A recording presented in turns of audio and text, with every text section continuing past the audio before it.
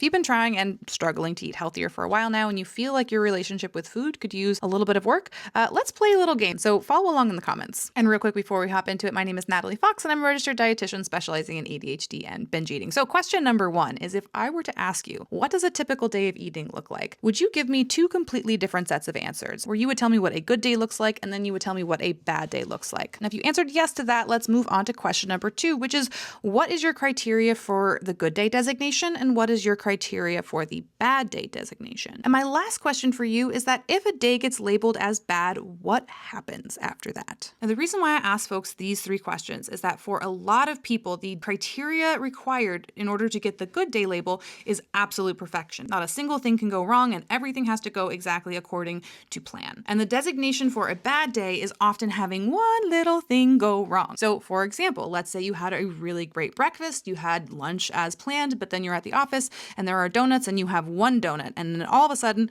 the day is ruined, it is over, it's a bad day. And then what happens is that people will often say, well, since this is a bad day, I might as well get every single craving I've ever had in the last few weeks out of the way and just lean into the bad day, and then we'll start fresh tomorrow. And this is an example of what is called all or nothing thinking, where things can either be entirely good or entirely bad with no shade in between. And this is also a huge part of why people often binge, because the truth is that perfection is really not sustainable and it's not likely either. And so if this is a cycle that you find yourself in, and if this is how your brain is talking you into some of these eating patterns, there's a couple of things that can be really helpful. Number 1, don't make the bar for success perfection, because we can't sustain perfection. It leaves no flexibility for life to happen, no flexibility for enjoyment, and it leads us to not actually notice all of the things that we are doing right. Number 2, try really, really hard not to label days as bad or foods as bad, because when we do that, we are ascribing moral value to those days and those foods.